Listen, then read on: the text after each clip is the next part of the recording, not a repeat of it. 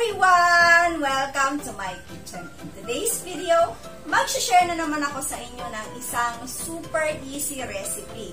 So, ayan ang i-share ko sa inyo ay may kanin na, may ulam pa. So, ayan, before we start, kung bago kayo sa aking channel, don't forget to click the subscribe button and click the notification bell para lagi nyo updated sa aking mga new videos. So, para sa ating mga ingredients, eto na yung ating mga kakailanganin.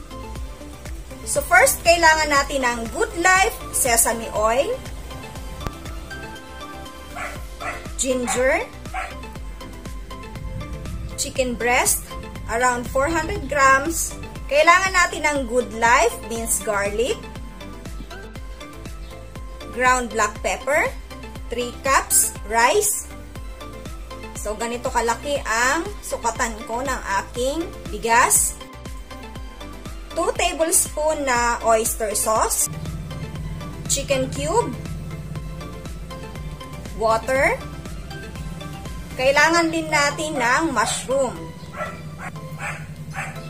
dark soy sauce, and last ang ating spring onion. So, yan lang ang ating mga ingredients sa paggawa ng ating 1 pot sesame oil chicken rice at samahan nyo na akong magluto at sana mag-enjoy kayo sa ating recipe for today. So, para sa ating first step, kailangan natin ng sesame oil at ang gamit ko ay Good Life sesame oil. So, meron ako ditong 1/4 cup na measuring cup. Measure lang tayo ng kulang-kulang 1/4 cup. So, hindi po siya guys puno. Next, ang ating ginger. So, ang size ng aking ginger ay thumb size lang. So, isusunod na natin yung ating chicken. So, ang gamit kong chicken dito ay chicken breast na nahiwa ko ng parang cubes. Ganyan siya ka-liliit. Ayan. Lulutuin lang muna natin yung ating chicken.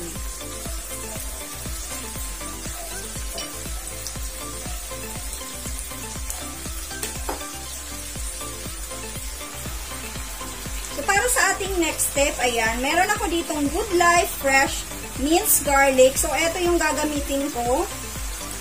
Pero, pwede kayong gumamit ng bawang. Hiwain nyo lang ng maliliit. So, ito kasi, hindi ko na kailangan maghiwa pa. Kaya, ito yung aking gagamitin. So, hindi natin isasama yung oil ng garlic. Lagay tayo ng 1 kutsara. Ganun.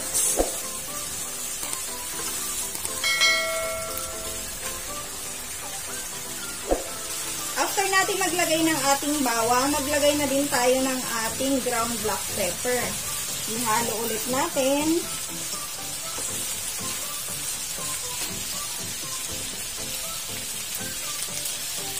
So guys, isunod na din natin yung ating nahugasang bigas. Hinugasan ko to ng 3 times.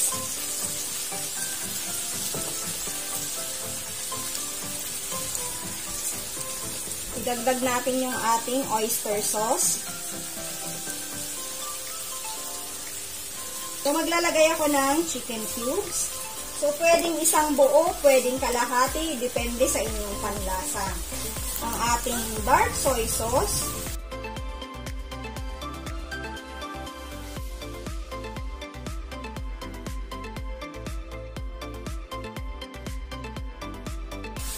At ang ating tubig.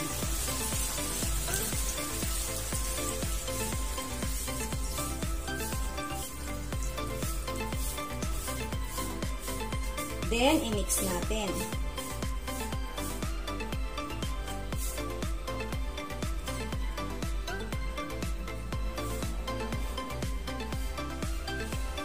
So, guys, tatakpan lang natin to. So, ayan, habang hinihintay nating maluto yung ating kanin, i-prepare natin yung ating mushroom.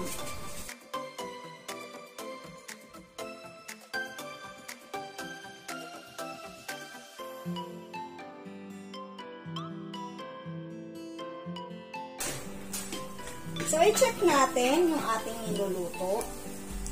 Ihalo na natin yung ating mushroom. ko lang muna to.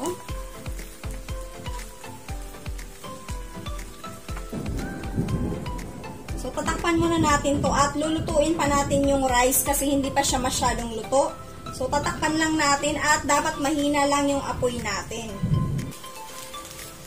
Ayan, luto na yung ating kanin at ilagay na natin ang ating spring onion. Haluin lang natin at ito ay ready na.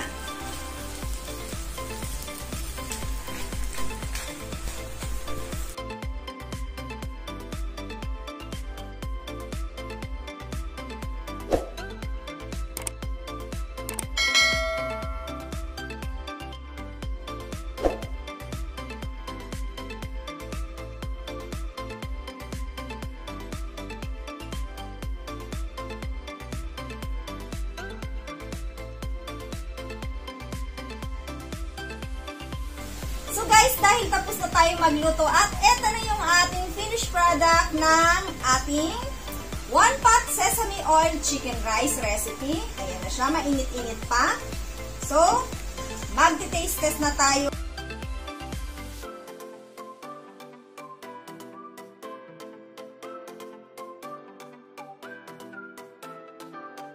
Kuha lang tayo ng kaunti.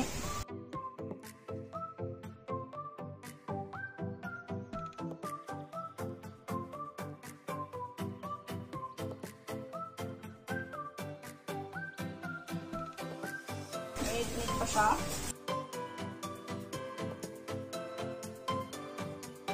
Sarap. So guys, napakasimple ng isinare ko sa inyo pero napakasarap niyang i-prepare. Lalong-lalo na kung meron kayong biglaang bisita or kaya gusto nyo ng madali ang meal. So, pwede nyo itong i-prepare dahil sabi ko nga, may kanin na, may ulam pa. So, sakto lang yung ating timpla. Hindi maalat.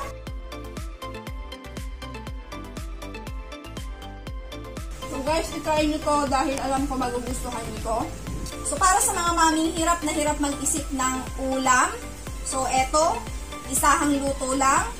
May kanin ka na, may ulam ka pa. So, ayan, sana nag-enjoy kayo sa ating recipe video for today. And thank you guys for watching.